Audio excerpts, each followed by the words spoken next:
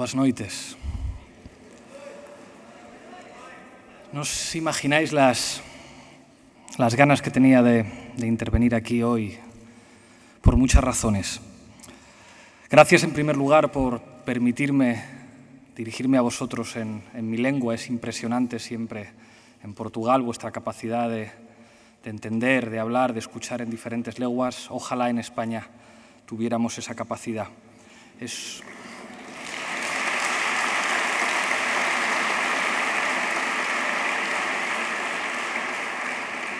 Es un honor, además, intervenir en un país hermano que nos enseñó algo fundamental sin lo que Podemos no existiría.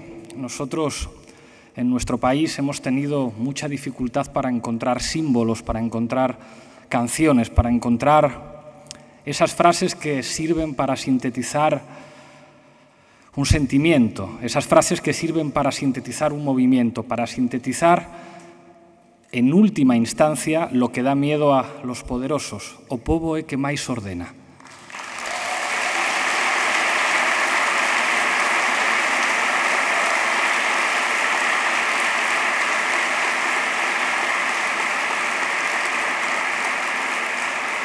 A veces, de una manera arrogante, algunos hemos llegado a pensar, ¿quién no lo ha pensado alguna vez?, que los poderosos temen a tu partido, que los poderosos temen a la izquierda, que los poderosos temen a un grupo de dirigentes muy brillantes que en un comité dirigen al proletariado hacia la victoria final. Y es mentira. Los poderosos temen a la gente, los poderosos temen al pueblo.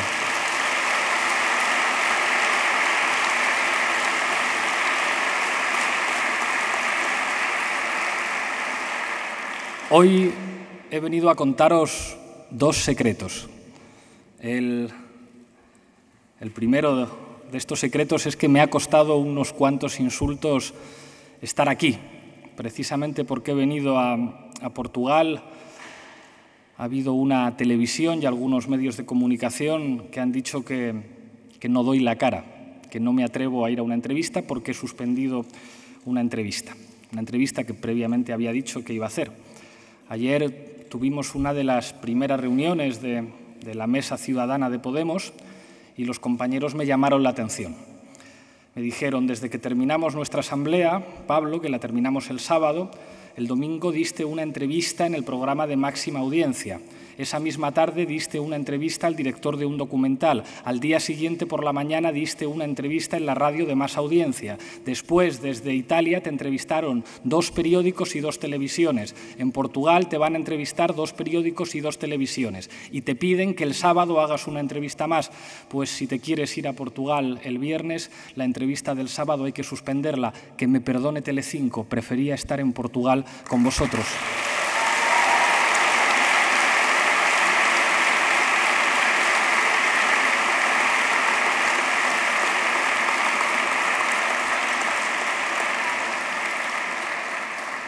Y me voy a permitir desde aquí darles un consejo. No hay que tener prisa, tengan paciencia. Nosotros vamos a seguir concediendo entrevistas a todo el mundo y si ellos quieren, mañana podrá haber otra persona de Podemos. En política hay que tener paciencia y en política hay que saber también que los ritmos a veces los tenemos que marcar nosotros.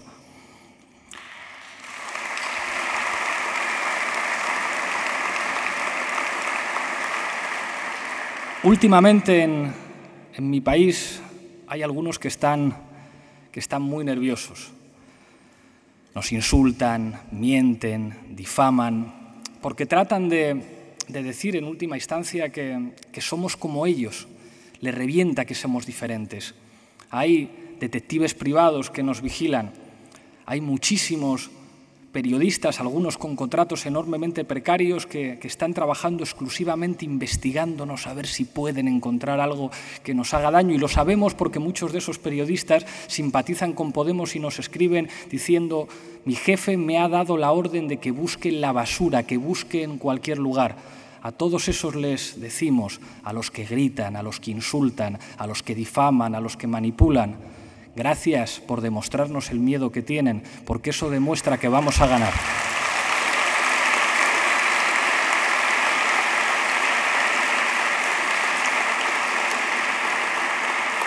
Y no porque nos tengan miedo a nosotros, sino porque aprendimos algo de nuestros hermanos portugueses, que o povo é que máis ordena, e tienen miedo al pueblo.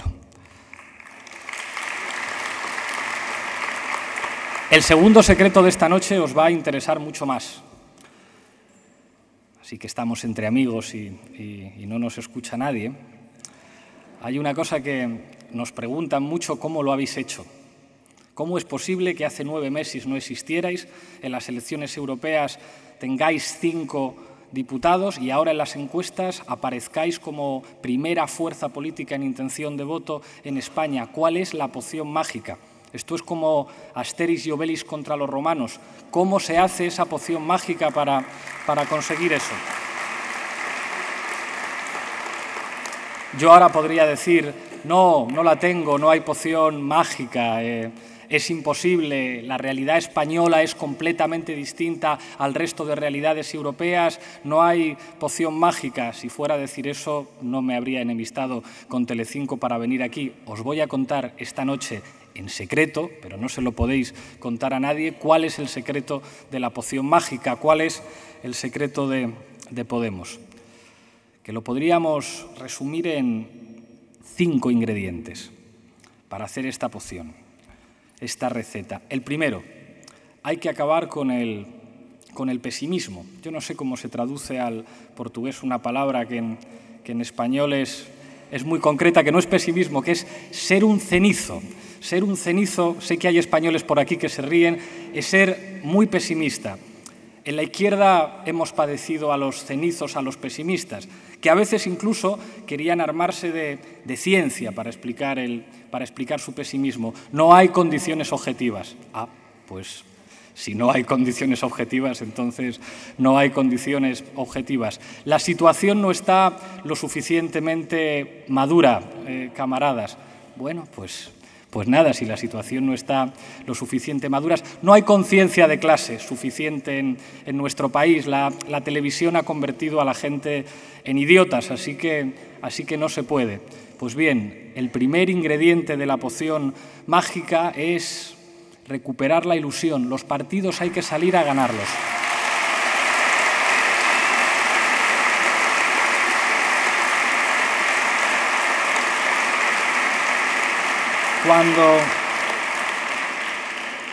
Cuando empezamos la campaña en enero, algunos nos acusaban de arrogantes y con razón. Cuando nos decían, ¿aspiráis a tener un eurodiputado? Nosotros decíamos, nosotros vamos a por todas, y sabemos que es muy difícil, sabemos que lo tenemos todo en contra, pero nosotros salimos a por todas. Hay una situación de excepcionalidad y no nos conformamos con nada. Nos da igual que no salgamos en las encuestas, nos da exactamente igual. Nos daba igual que un mes antes de las elecciones había encuestas que preveían que íbamos a tener 0 diputados y tuvimos 5. Recuerdo una charla con un compañero de un partido de izquierdas y nos preguntaban, ¿pero cuál es la diferencia entre vosotros? Y contesté de manera muy arrogante, porque entonces nosotros no éramos nada. Y dije, porque creo que nosotros humildemente hemos descubierto cómo se puede ganar. Los partidos hay que salir a ganarlos, y a lo mejor no se ganan, y a lo mejor se pierden, pero la actitud, cuando sales a hacer política, cuando sales al campo, es salir a ganar.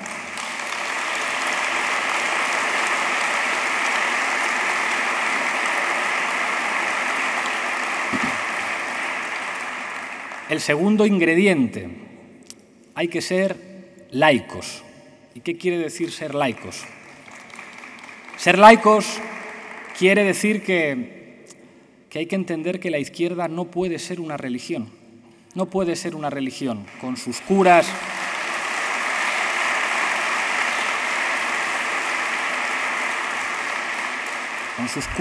con sus rituales, con sus símbolos, con sus evangelios, con sus transiciones, ¿verdad? Siempre hay una respuesta. Si no sabes qué hacer, tienes un libro de un señor calvo, un señor con barba que te va a dar la solución concreta del problema concreto. No hay que preocuparse. Los documentos organizativos de las organizaciones resuelven todas las dudas. Decía un amigo que lo fundamental del marxismo era que se trataba de una posición moral que después se llenaba de ciencia. Pero lo importante es que era una posición moral ante una situación de injusticia. Se escribían una serie de números en una pizarra y de esos números empezaba a salir sangre. Pero el problema era la sangre que salía. Cuando convertimos la ciencia, la manera de entender una realidad, en una religión, es cuando pensamos que la ciencia se puede convertir en una suerte de evangelio. Para entender esto, os voy a contar una historia, un cuento que contábamos en los mítines y que representó muchas críticas. Era un cuento que se inventó Tommy Douglas, un socialista canadiense. Érase una vez Ratonlandia, la tierra de los ratones. En Ratonlandia vivían, trabajaban, estaban en el desempleo, se morían muchos ratoncitos. Y en Ratonlandia tenían elecciones. Y la primera vez que los ratoncitos fueron a votar, votaron a un partido político, el Partido de los Gatos Negros. Y el Partido de los Gatos Negros tomó dos decisiones. Primero hizo una ley para limitar la velocidad a la que corrían los ratoncitos por la calle y así los podía cazar mejor. La segunda ley que hizo fue establecer cómo tenían que ser las puertas de las ratoneras. Tenían que ser redondas, lo suficientemente grandes como para que un gato pudiera meter la mano y sacar a los ratones. Los ratones se enfadaron mucho y en las siguientes elecciones votaron a otro partido, el Partido de los Gatos Blancos. Y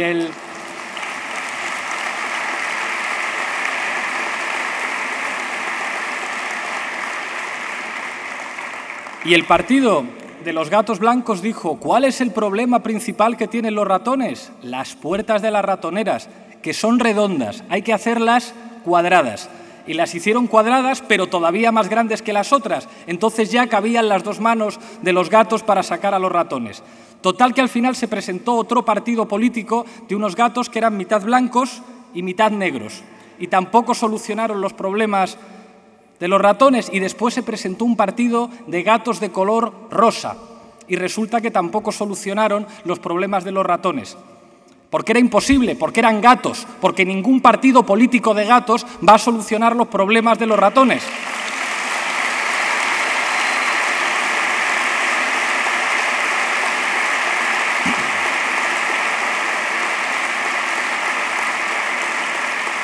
Hasta que llegó un ratoncillo que reunió a otro grupo de ratones y dijo: ¿y si hacemos un partido de ratones? E inmediatamente desde los medios de comunicación dijeron: populista.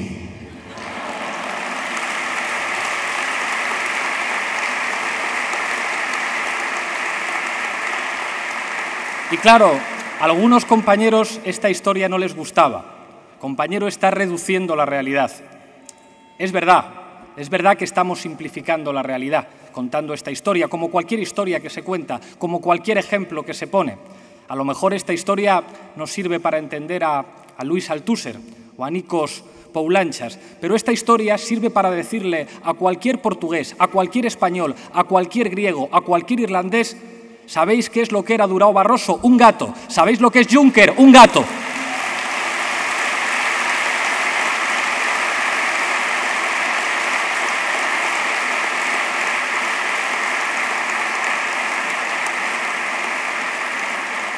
Porque la política empieza a ser política cuando deja de ser un problema de cientos de personas y se convierte en un problema de miles, de decenas de miles, de cientos de personas. Y para eso a veces hay que hablar un lenguaje que la gente entienda.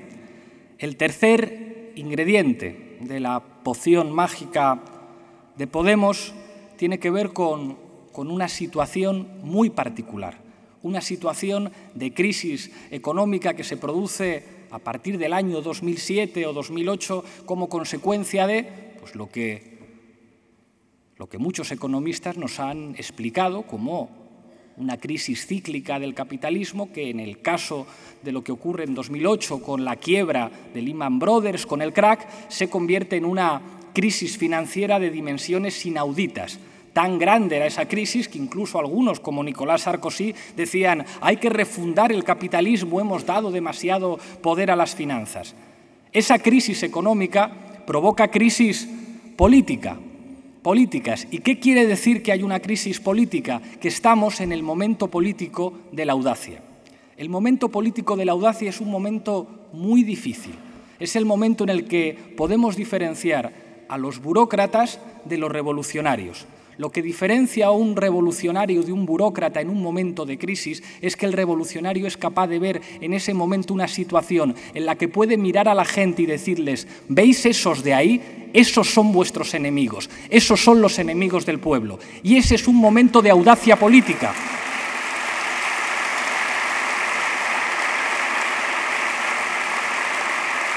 Ese momento de audacia política no te lo inventas, no ocurre en cualquier momento. ¿Qué es lo que ha implicado esa crisis financiera, esa crisis económica? Partir la espina dorsal de los consensos sociales creados por el neoliberalismo, que tiene que ver con la destrucción de las expectativas de las clases medias y de los sectores asalariados. Eso no ocurre en cualquier momento histórico. Eso se traduce en que buena parte de los jóvenes portugueses, los jóvenes españoles, los jóvenes griegos mejor preparados se tienen que ir de su país. Eso se produce cuando los abuelos, los padres que han tenido que esforzarse para que sus hijos tuvieran una vida mejor, ven que van a tener una vida peor. Eso se produce cuando sectores de la clase asalariada que habían encontrado niveles de bienestar inéditos en el pasado se encuentran en situaciones de precariedad. Lo que sostiene cualquier sistema político es una alianza entre sectores asalariados y sectores de las clases medias. Cuando eso se rompe, cuando se empobrece a las clases medias, hay una oportunidad política, pero para aprovechar las oportunidades políticas no podemos quedarnos estáticos en el mismo sitio. Hay que tener la habilidad suficiente para señalar a los gatos, para señalar a los enemigos del pueblo. Y hay un segundo elemento que es absolutamente crucial en política, aunque a veces a la izquierda le cueste mucho, aunque a algunos incluso les pueda molestar. Está bien discutir, que es el momento del orgullo. El momento del orgullo, el momento en el que ser portugués significa decir: no queremos ser una colonia de Alemania, en el momento en el que ser español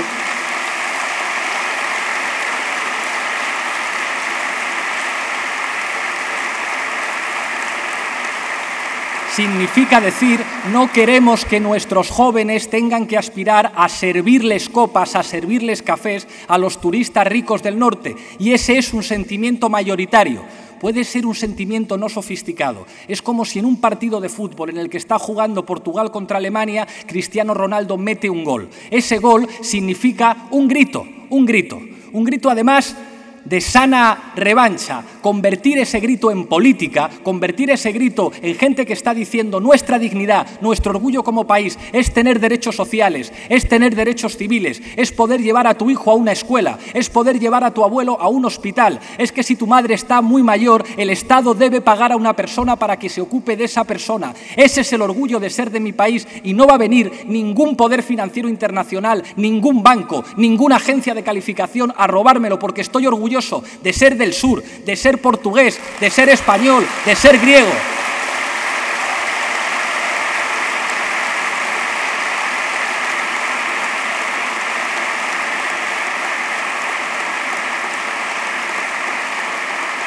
Y de repente nos damos cuenta que algunas cosas que decimos siempre, que siempre las dijimos, se pueden convertir en mayoritarias si somos capaces de ser laicos.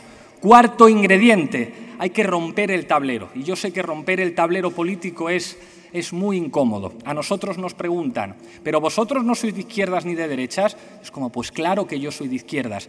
Pero si usted pretende decirme que la realidad se explica en términos de izquierdas y de derechas, usted me está engañando. Mientras la política sea decir: bueno, tenemos el centro derecha, que es el Partido Socialdemócrata, tenemos el centro izquierda, que es el Partido Socialista, y yo para hacer política me tengo que colocar a la izquierda de no sé quién y estar permanentemente discutiendo diciendo: no, yo soy más de izquierdas que tú, yo me coloco a la izquierda de la pared. El problema es ver quién es más de izquierdas. Mientras el tablero político sea así, siempre ganan ellos, siempre ganan los gatos, siempre ganan los poderosos. Está trucado el tablero de juego. Es mentira que unos sean de centro izquierda y otros sean de centro derecha. Son casta, son gatos, defienden los mismos intereses.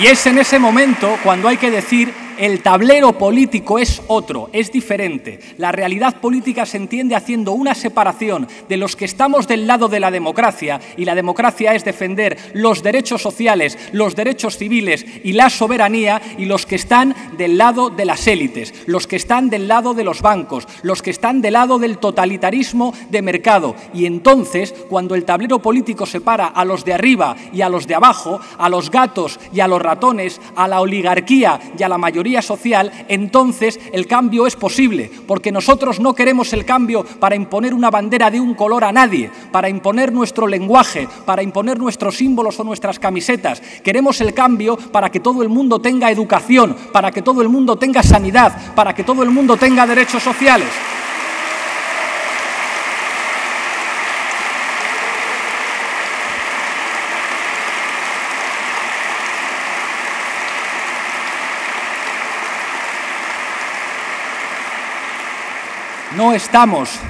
No estamos en política para reivindicar nuestra propia identidad.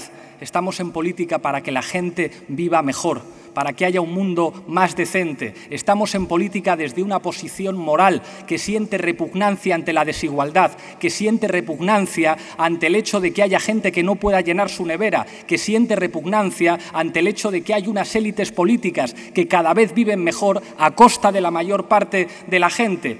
Y en ese planteamiento somos mayoritarios. La mayoría de los portugueses, la mayoría de los españoles, la mayoría de los griegos, de los italianos, de los irlandeses, están básicamente de acuerdo en que hay una élite de sinvergüenzas que está robando a la mayoría. Hacer política es empujar las contradicciones del enemigo, no reivindicar nuestras propias camisetas. Hacer política es visualizar la posibilidad de la victoria. Estamos obligados a ganar, no estamos obligados a ocupar un espacio a la izquierda de nadie.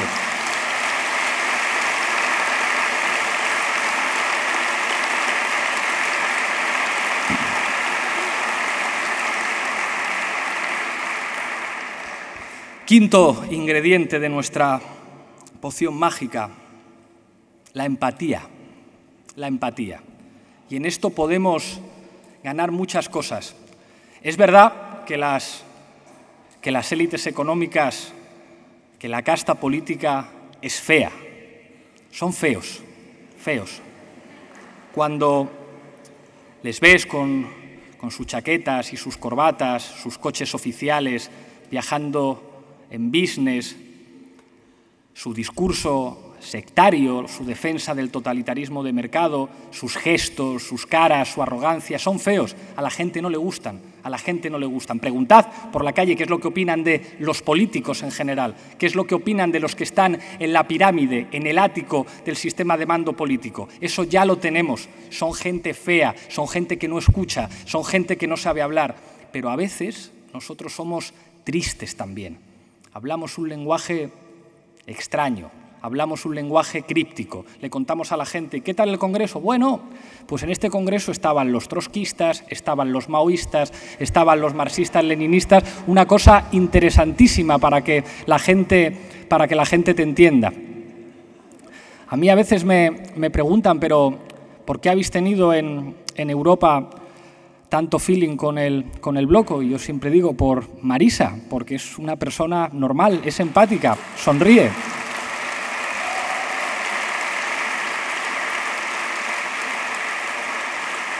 Yo sé que no le gusta que diga esto, pero cuando la conocimos entre nosotros en el Parlamento decíamos: parece de Podemos, habla con todo el mundo, se le entiende cuando habla, sonríe siempre. Esas son cosas enormemente importantes. Uno de los grandes problemas que hemos tenido los que procedemos de una determinada tradición es esa especie de obsesión por la marginalidad, por regañar a la gente. No hay que regañar a la gente. La culpa es vuestra que estáis todo día viendo el fútbol o viendo la televisión en lugar de leer a Marcuse, que es lo que tendríais que hacer. Claro, así es bastante difícil. Y con esos ingredientes, de verdad que la poción mágica se puede hacer.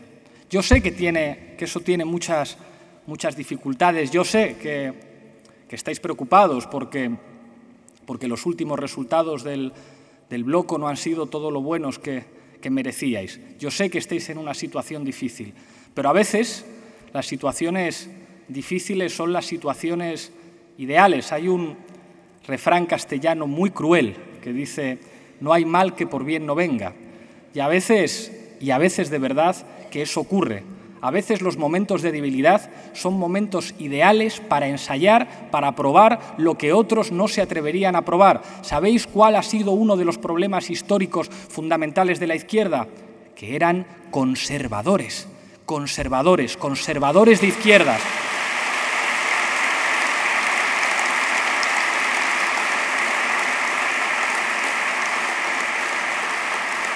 Nuestros símbolos, nuestro lenguaje, nuestros himnos, nuestras tradiciones, nuestros libros, nuestra Biblia, nuestra posición siempre subalterna a las fuerzas socialdemócratas, el ser alguien a la izquierda de no sé quién, se ha abierto el terreno de juego político en Europa.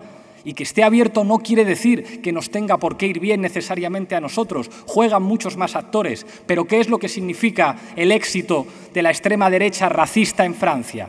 ¿Qué es lo que significa el éxito del movimiento Cinque Stelle en Italia? ¿Qué es lo que significa el éxito de los euroescépticos en el Reino Unido? ¿Que la política se entiende en clave de izquierda y derecha solamente, o que se están rompiendo sistemas políticos y estamos en el momento de Danton, en el momento de la audacia, en el que esos espacios políticos de indignación generalizada de la gente con las élites los puede ocupar quien tenga más talento político? Si uno organiza un partido político no es para cantar juntos, es para organizar una máquina que piense. No hace falta leer a Antonio Gramsci para saber que un partido político es una máquina de pensar, una máquina para empujar las contradicciones del adversario, una máquina política para ganar. Y la audacia, en un momento en el que la crisis de la Unión Europea permite imaginar una alternativa política que se va a traducir en Grecia en el mes de marzo diciendo basta ya de austeridad, podemos hacer política de otra forma, implica arriesgarse. ¿O qué pensamos? Que con nuestras ideas de siempre, con nuestras canciones de siempre, con nuestra historia de siempre, con nuestras tradiciones de siempre, vamos a poder desafiar a los que llevan 30 años mandando y que nos derrotaron históricamente. Es muy difícil, pero se ha abierto una ventanita de oportunidad que nos permite no jugar a ser segunda, tercera, cuarta fuerza, que nos permite convertir mayorías sociales en mayorías políticas. Juntos podemos.